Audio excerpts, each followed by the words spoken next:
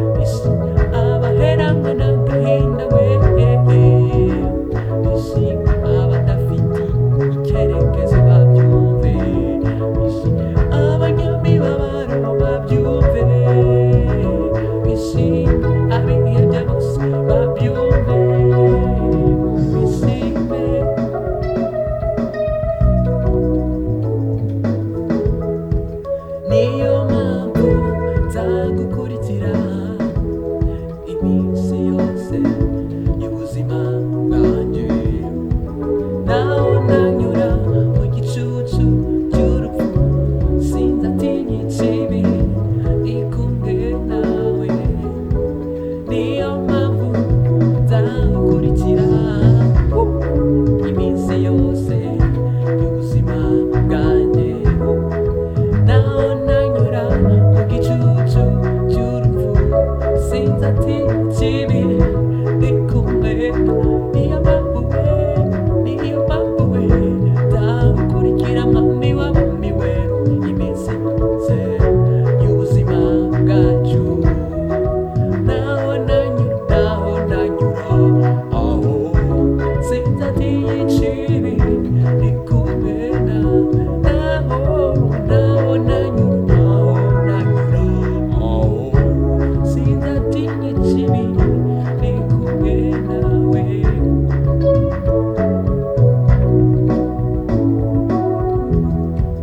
Yesu uri ngabe nkingira Yesu uri ngabe nkingira Yesu wowe urampagije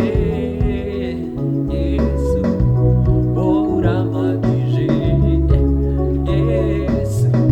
uri ibyiringiro byanjye mwami w'abami Yesu uri ibyiringiro byanjye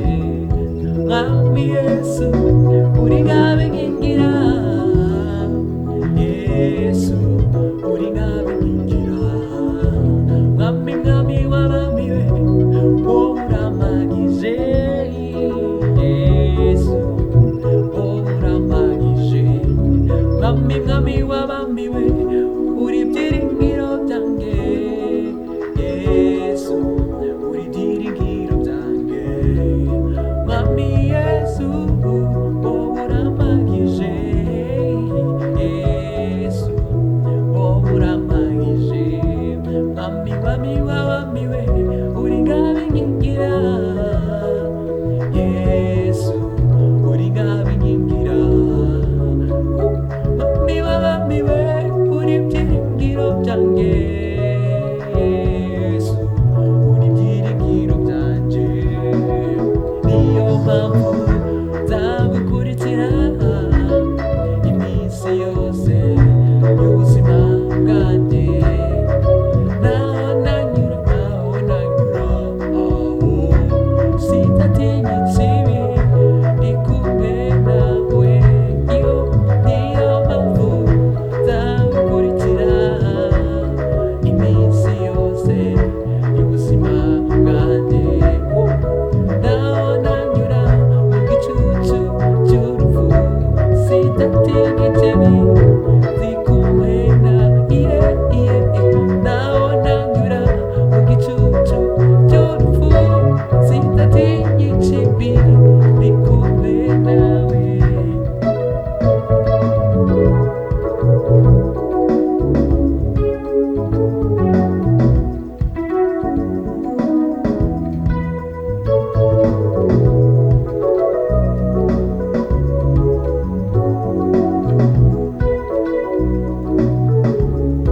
waranabaye ntari nkwiriye waranduye ntari ndushe